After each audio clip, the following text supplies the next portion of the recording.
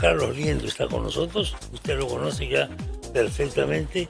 Su opinión hoy día es muy importante porque estamos en un momento de estrés nacional y de emergencia. Juan Carlos, ¿qué tal? Buenos días. Buenos días, Chema. Un gusto, como siempre, conversar contigo. Gracias por venir. Bueno, da la impresión de que tenemos el paro como una línea divisoria entre dos momentos del Perú, un antes y un después.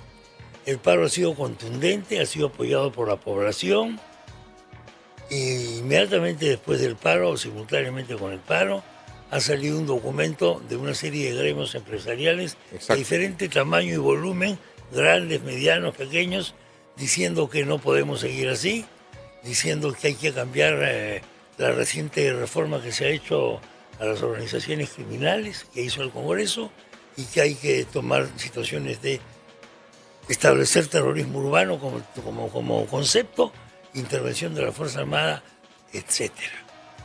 Esto es lo que tenemos en este momento. ¿Podremos aceptar este reto? ¿Estamos en condiciones de hacerlo? ¿O simplemente no lo vamos a hacer? A ver, Chema, las situaciones difíciles están hechas para enfrentarlas. Se presentan para que nosotros podamos hacerle frente a esta situación. En las condiciones más duras o más complicadas, una pequeña anécdota en algún momento de nuestra historia reciente, mira, para entrar al conflicto con Ecuador en el 95 en el CENEPA, sí, estábamos combatiendo el terrorismo aún. El país recién estaba reinsertándose en la economía internacional, ¿no? Sí. Entonces, sobre los medios que se necesitaban para hacer frente a Ecuador, que había preparado su estrategia, ¿no? Un general peruano, en algún momento se sabrá el detalle, le manifestó al presidente lo siguiente, ¿no? Ante la carencia de recursos necesarios, ¿no? Porque no se podía aceptar el tema de la vejación del territorio nacional. Y la expresión fue la siguiente, Chema, ¿no? Señor presidente, yo lo escuché, yo era capitán, directo, una reunión X. Señor presidente, en la guerra con Chile combatimos sin zapatos.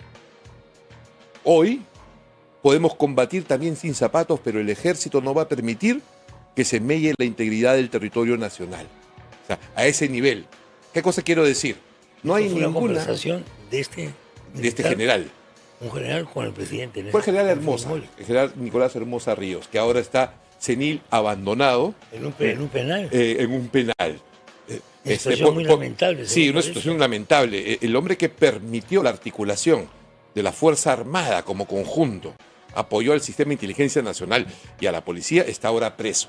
Digamos, por una corrupción que, comparada con lo que hay hoy día, es un juego de niños, ¿no? Una matiné infantil. Ahora hay más plata, pues. Y ahora hay mucho más dinero. Antes no había dinero. Ahora hay más plata que antes. Bueno, entonces sí, se puede enfrentar. O sea, se necesita voluntad para enfrentarlo. Y ya no estamos hablando de un problema de delincuentes, de extorsiones, de crímenes, de sicariato, en la forma como podríamos entenderlo civilizadamente hace 20, 30 años. El problema ya es más que eso ya no es el problema. Ya, el Estado, Chema, ha perdido la capacidad de hacer el ejercicio, de velar por el ejercicio de la Constitución y el Estado de Derecho, porque no puede garantizar la seguridad de los peruanos con la policía. Ya no, ha sido rebasado. Entonces, el modelo del Estado es desafiado por un crimen transnacional que tiene características particulares y entramos a otra etapa. Tú bien lo has marcado. Es un punto de quiebre, que ya lo hemos anunciado, pero es un punto de quiebre. Se siente en el ambiente eso. Sí. Yo he sentido el día del paro, yo vengo caminando de mi casa acá, todo el mundo ha apoyado el paro. Los conserjes de los edificios cerca de donde yo vivo, que no viven acá en Miraflores, que viven lejos de Miraflores, uno de ellos, dos me pararon para contarme cómo habían llegado. Pero claro. Tomando una moto que les cobraba un sol por cuadra, tomando un microbús que les cobraba no sé cuánto, etcétera, etcétera. Para llegar a su trabajo. Y caminando para llegar al chambear, para que no les descuenten su día de trabajo. Nos hace recordar la época que hemos vivido muy duras, ¿verdad? Sí. Y ver a un dirigente transportista entre sollozos, ¿no? Entre sollozos pedir que ingrese la Fuerza Armada, pues es una tragedia, pues, ¿no? Exactamente. Ya que has mencionado esta cuestión del general Hermosa, me estoy acordando que se está cumpliendo 25 años de la llegada de los famosos MiG-29 al Perú. Exacto. que según algunos fue un argumento decisivo para que Ecuador se allane a la paz. Sí, en definitiva. O sea, lo que pasaba es que sin medios no podíamos hacer la paz. No hay forma. Se demoró 3 años en equipar en condiciones mínimas para tener una acción ofensiva. Y el factor clave fue la Fuerza Aérea. Chema, la Fuerza Aérea fue clave. Estábamos en inferioridad de condiciones con la Fuerza Aérea nuestra. Cuando reventó el conflicto el 95 estábamos en inferioridad de condiciones. Increíble. Chema, la flota de aviones Mirage que compró Belaúnde nos aseguraba una cobertura, ¿no? Pero las condiciones políticas de ese momento, tú sabes, Alan García desvió la mitad de la flota a Arabia Saudita y no se terminó el contrato. Los aviones llegaron sin misiles, sin armamento.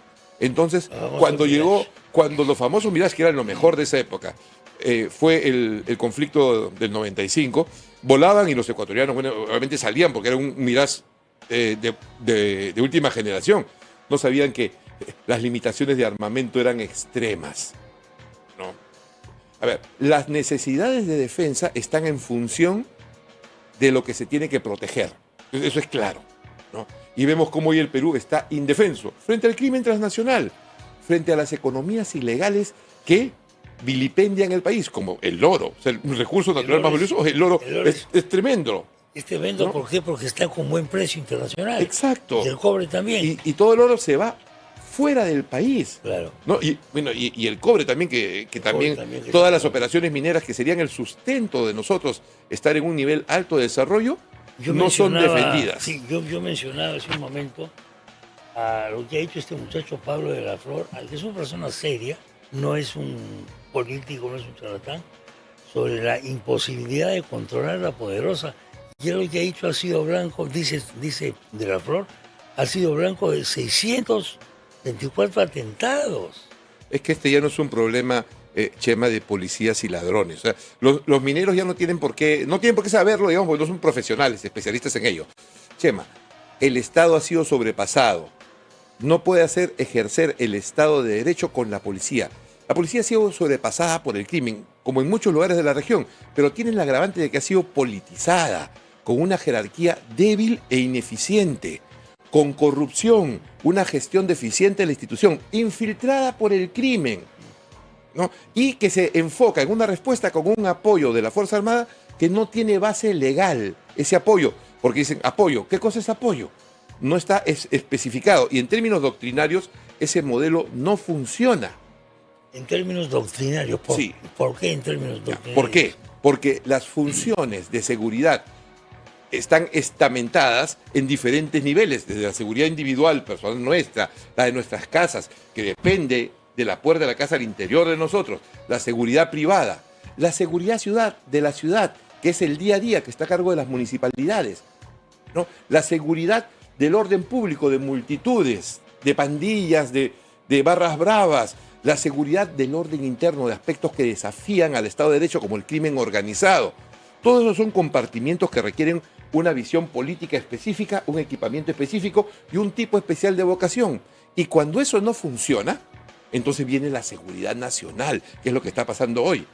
Todos estos aspectos que te menciono están centralizados por la Policía Nacional hoy en el Perú. Esto ya no es orden público, esto es seguridad nacional. Exacto. Esa es la idea. Sí, y una sola Seguridad organización. nacional. Sí, seguridad nacional. Ya no es un problema de orden público, de orden interno, menos de seguridad ciudadana. Es un problema de seguridad nacional. ¿Seguridad nacional cómo se aplica? El desplome del Estado. Es que está en juego la supervivencia del Estado. Los soldados salen del cuartel solamente cuando la supervivencia del Estado está en peligro. Y el Estado no puede asegurar el ejercicio de la ley. Ejemplo, si estamos en guerra externa y entra un enemigo, ahí no vale la Constitución, no hay forma. Si hay terroristas que están en zonas amplias del territorio, como el Sendero Luminoso, no vale la Constitución y las leyes. Entonces ahí es donde entran los militares, doctrinariamente, históricamente, como sucede en el Perú y en cualquier país civilizado. El empleo de las Fuerzas Armadas se hace bajo los conceptos del fuero militar. La policía funciona como fuerza auxiliar y también se somete al fuero militar, porque no está vigente en ese espacio del territorio la autoridad del Estado.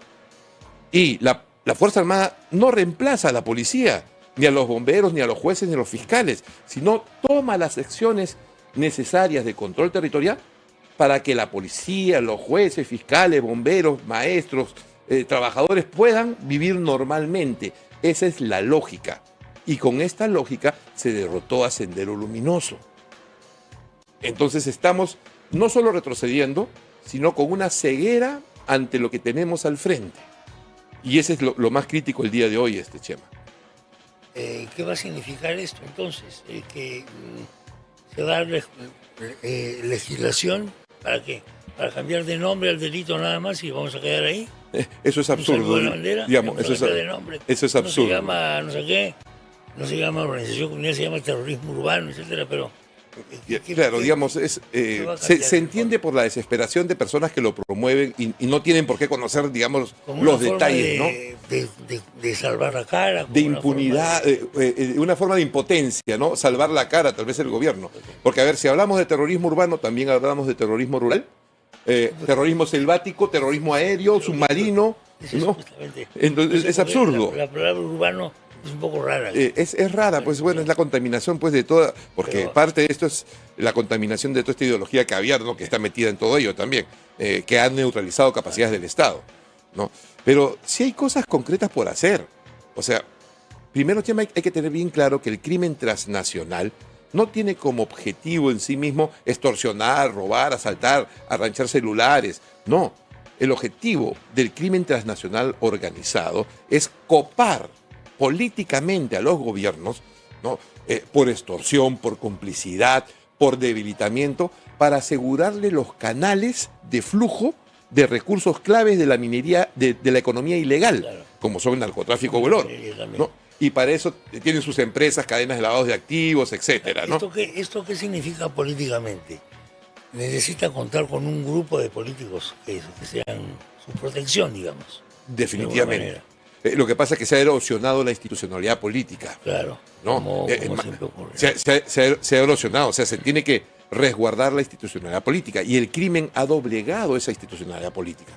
Así como Sendero Luminoso declaró la guerra político-militar, Sendero Luminoso era una organización político-militar, ahora el crimen, ¿no? Es una organización de crimen político, porque vemos el alcance del crimen está en toda la cadena de autoridades corruptas, toda la cantidad de presidentes regionales, alcaldes, gobernadores, miembros de Estado, presidentes que están enjuiciados, y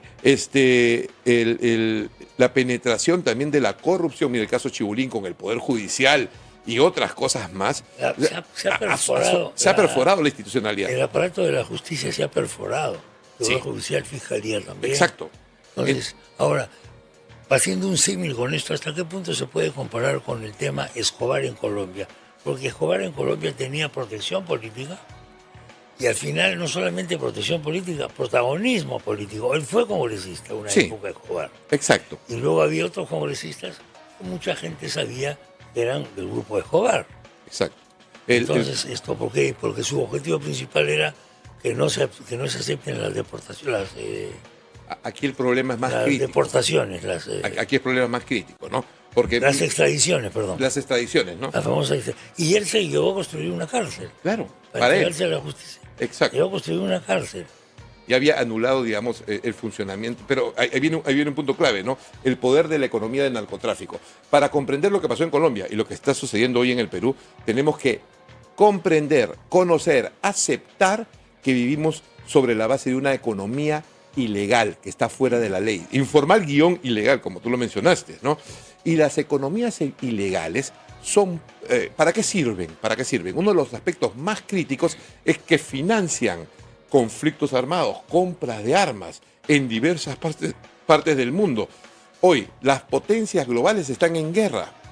Las economías ilegales son un paraíso de potencias, de grupos terroristas transnacionales para enfrentarlos.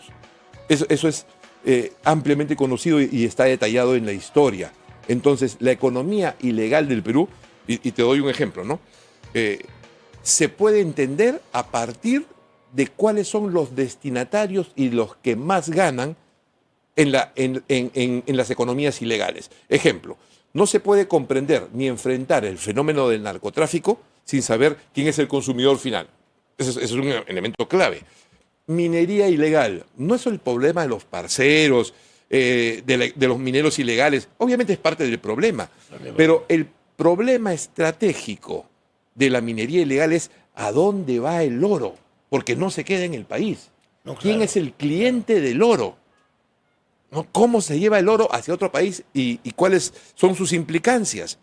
Entonces, una visión política que no comprenda esta dinámica es vulnerable a la acción del crimen y el crimen captura gobiernos. Ejemplo, Odebrecht. Una fiscal muy conocida dijo, Odebrecht pone presidentes, ¿no? ¿Y qué era Odebrecht? Era toda una dinámica de corrupción política transnacional y el Perú era su principal cliente, porque acá había más dinero. Y acá viene esa época hubo mucha obra porque había más dinero. Acá. Y no existe. Por eso la corrupción fue más grande, fue Exacto, creciendo. y se ha traído abajo el sistema político.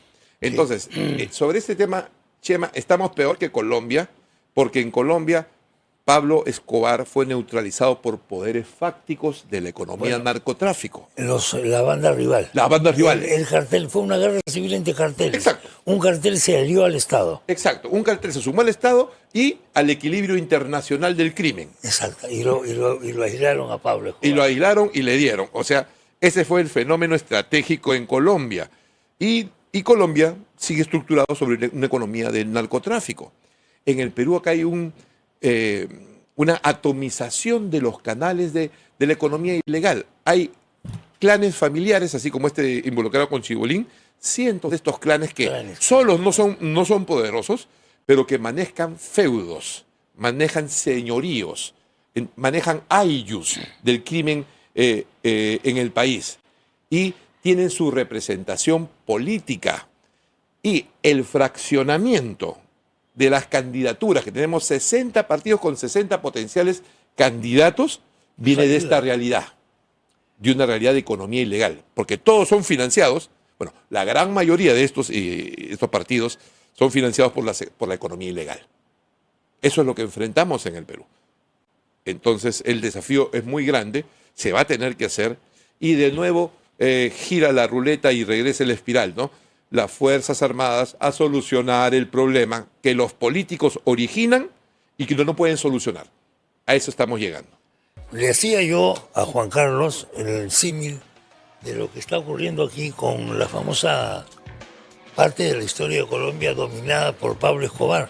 Pero me corrige de alguna manera Juan Carlos y me dice, ahora la situación es más complicada, porque ahora lo que tenemos ya no es solamente el narcotráfico, que ha pasado a un segundo lugar, sino que tenemos el problema del oro y tenemos el problema de la penetración de la clase política, y no solo de la clase política, de la judicatura, del Ministerio Público y de una serie de otras instituciones más, que nos están a punto de convertirnos en un Estado inerme ante el delito. Hemos sido invadidos no por un vecino geográfico, con misiles, sino por los misiles de la plata fácil que te da el oro.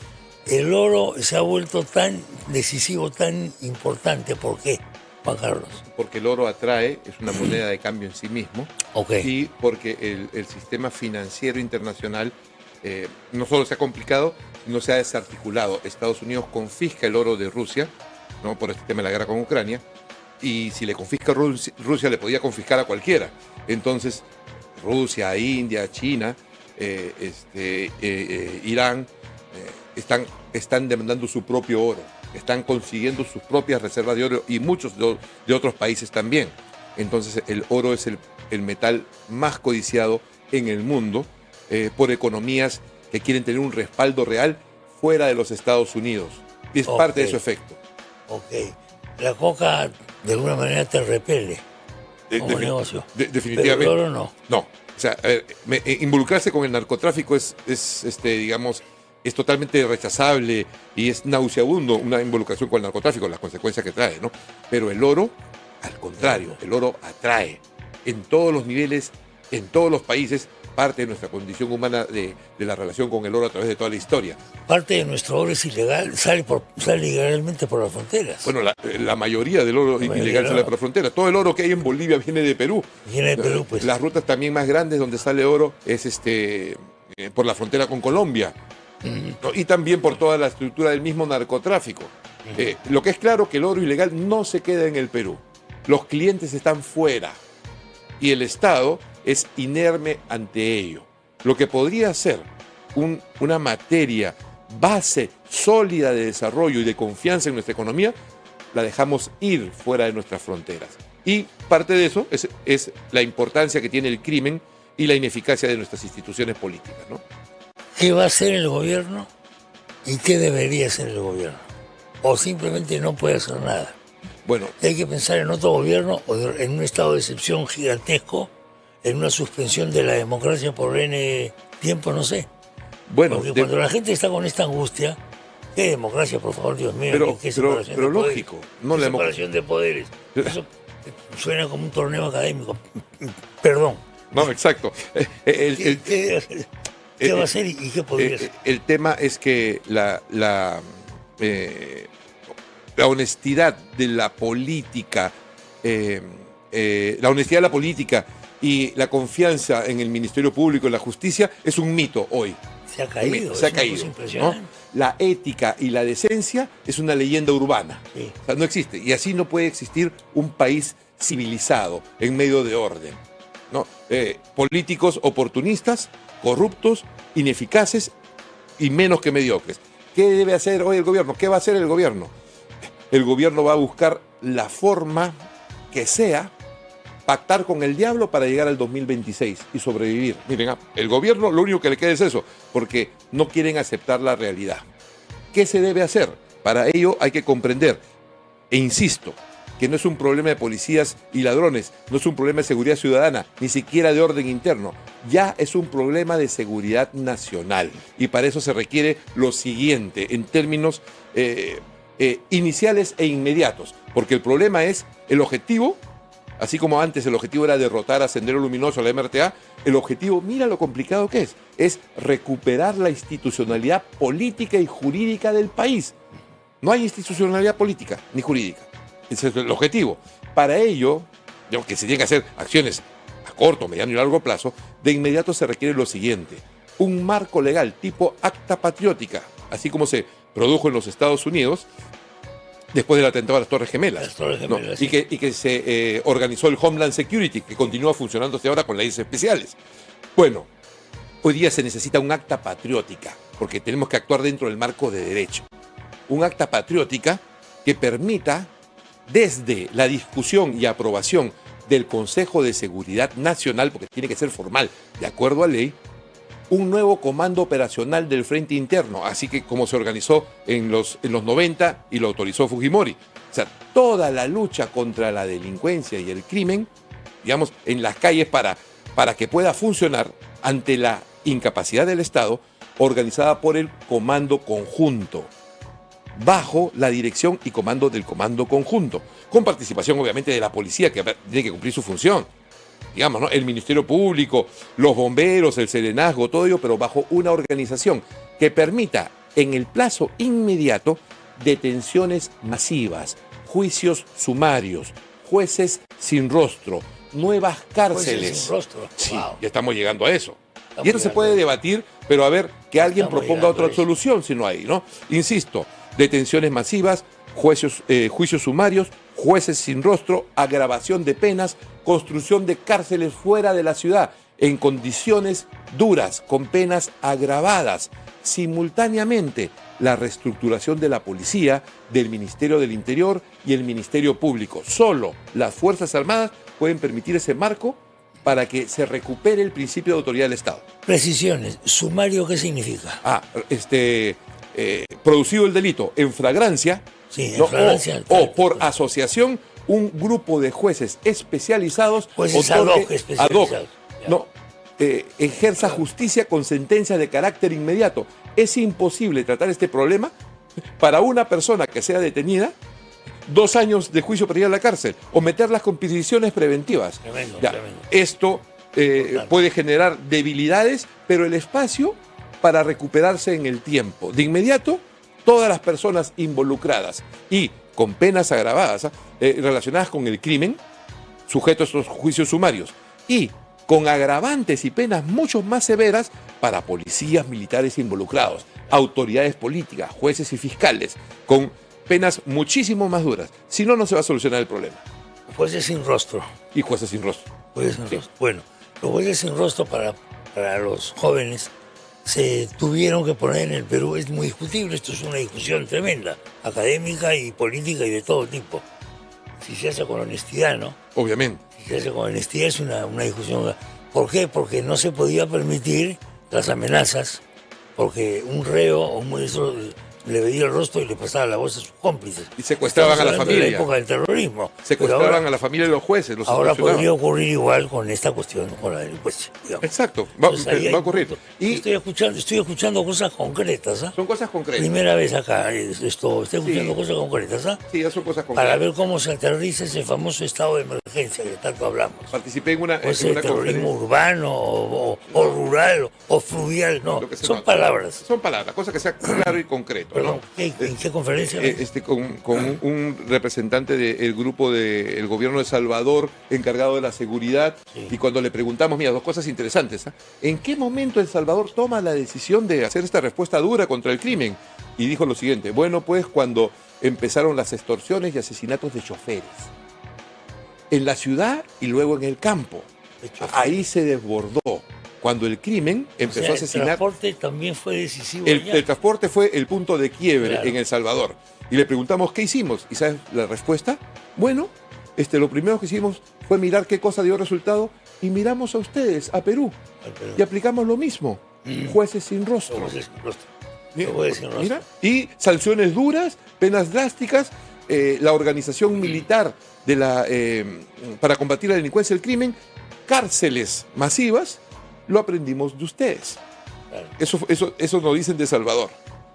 No. Entonces, sí hay solución. En el Perú, sí hay personas valientes, con coraje.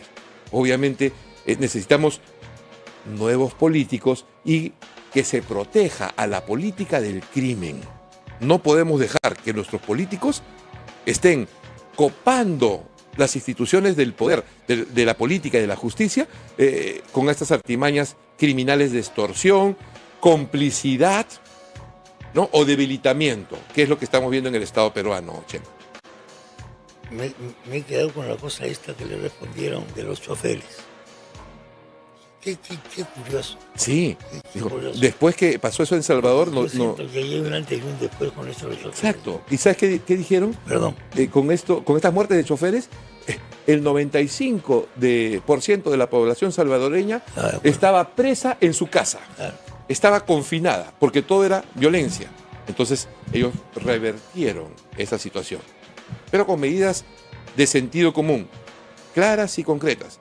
Y obviamente enfrentar el buenismo de los derechos humanos, ¿no? Que van a fastidiar, ¿no? Eso es un tema, ¿no? Bueno, estamos escuchando acá cosas concretas para aterrizar esta cuestión. No sé cuándo el gobierno tiene que anunciar un paquete de medidas y tiene que anunciar capturas espectaculares, pues. Si no... Claro, y eso, digamos, si no, el 6% de aprobación se va a convertir en 0%. Exacto, y eso no va a solucionar el problema de inmediato, pero sí va a proporcionar alivio y seguridad inmediata.